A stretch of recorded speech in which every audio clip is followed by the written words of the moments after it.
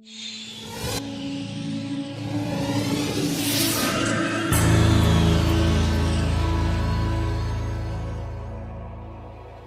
often asked, how would you describe yourself?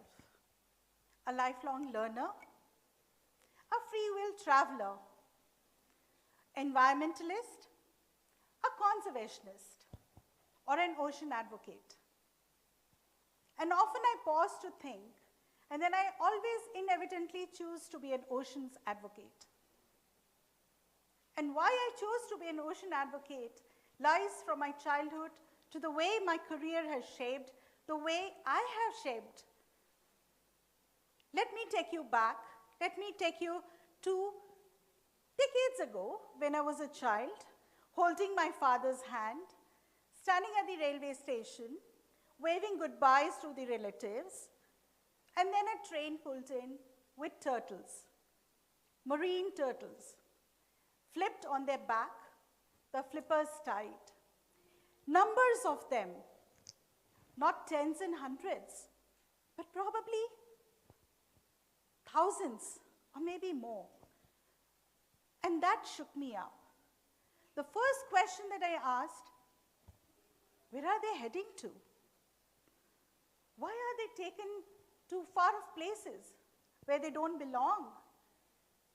The answer was very simple. To be eaten. To be served on somebody's plate. The blood to serve either as a medicine or a drink. And it stayed with me for a long, long time. I never found the answer as to why. But then, as I studied, as I read, I looked at the mythologies, I looked at the traditions, I looked at the wisdom that our forefathers had left behind. Not just in India, but globally, I realized how connected we are to the environment. How connected is the environment to us?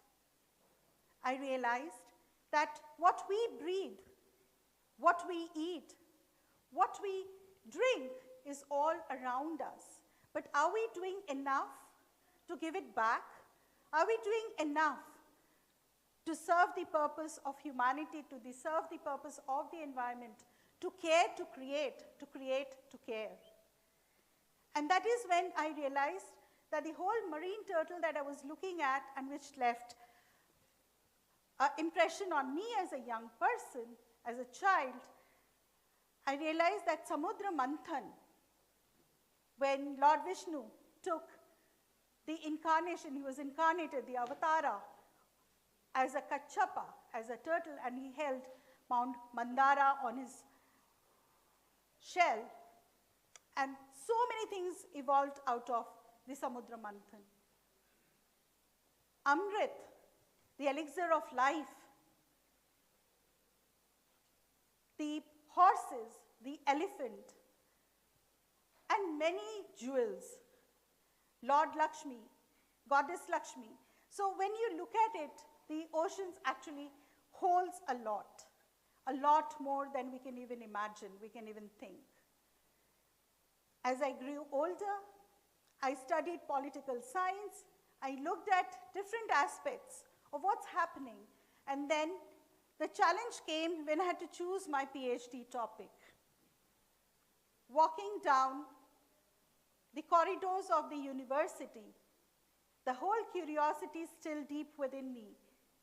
And I just picked up a book on the Antarctic and the Southern Oceans. The minute I lifted that book, I knew it was meant for me. The book was actually talking to me. It says, here is your next mission in life. And that's what my PhD thesis looked like. I worked on it for 5 years, looking at how Antarctica, a global common, which doesn't belong to anybody, yet belongs to everybody. What kept it ticking? How do countries come together? How does diplomacy work? How does cooperation work? And that's when I realized that what connects us also connects everything around us.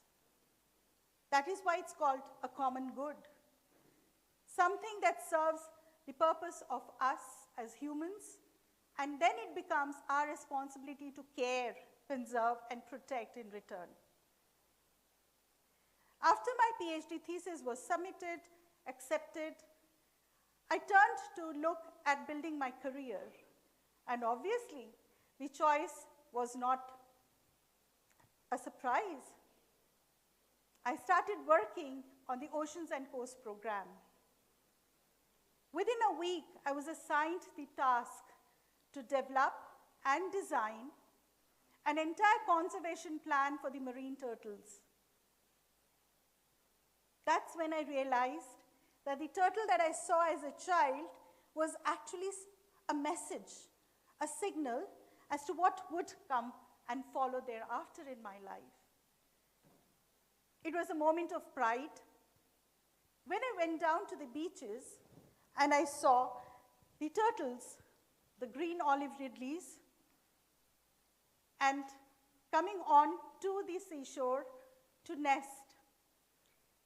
And India is one of the 3 places in the world where Aribada takes place. Aribada, in other words, means mass nesting of olive ridley turtles. And India is actually a home to 5 of the marine turtles. And olive ridley is a pride of India. And when they came out of the oceans onto the beaches, it was very mesmerizing. When I had developed that plan, I didn't know what they ate, where they lived, where they migrated. And that glimpse of them coming out of the oceans changed my entire perspective, and I felt connected. And at that moment, I thought that whatever I've read is so little that I know. This is where is going to be my next classroom. The communities are going to be my next teachers. The youth are going to be my comrades in faith, protecting and conserving the olive ridley turtles, the nesting sites. 45 days to the nesting, and there were these tiny hatchlings that emerged. Lots of them, I tell you. It was a sight to behold. And when they made into the sea, into the waters, on those moonlit nights, I felt like a mom, a mother, who would care for what is next to come. And that is where I felt my purpose, my journey, has actually taken up speed. It was accelerating. The conservation plan also helped me build stories for the people, for youngsters, for school children, from communities, because villages, they're in one place. Aribada takes place in 3-4 more places. So how do you share those learnings? How do you share those experiences? And then, I was not the only one who was working out there. There were 10 more. There were scientists, experts, marine turtle experts, I tell you, globally acclaimed. And who was I? Somebody who studied political science, trying to figure out what the turtles are all about. Reptiles, mammals, amphibians. What are they? What do they eat? Talking to the communities who live there, who are dependent on the marine fisheries, and then you realize that that's where all your learning lies. Bringing all of them together, I decided that I can't fight them, so why not join them? So we formed a consortium of the youth, the comrades who would do all the work of conservation, the communities who had a wealth of knowledge and had to be partners, the government, because Schedule 1 species, that's where the marine turtles are. You can't touch them without approvals. Then you have the experts. So you have to bring them all together. So collaboration, partnerships became my mantra at work. After doing 5 years of conservation, looking at mangroves, looking at marine fisheries certification, continued doing my marine turtle work, I realized that connecting dots is so important because you work in an ecosystem. You don't work in isolation. Marine turtle could be a keystone species, but there are other things which is around it. The livelihoods of the community depends on it. The social fabric of those communities depend on it. There is a political angle to it. There is an economic angle to it. There is a technological angle to it where you are reducing the bycatch of marine turtles in the fishing nets, in the trawlers, and there is a whole thing about educating the masses about it. So I cast a wider net and started talking about oceans as a larger scape. So it was no longer just simply the marine turtles, but it was a seascape. And when I opened it up, I opened the entire world around there. And what did I discover? Climate change, pollution, biodiversity loss, oil spills that impact the habitats, coral reef bleaching. On top of it, from climate change emerged sea surface temperature rise, the increase in the temperatures in the oceans. The ocean was warming up. And the implications was that the fish migration was happening.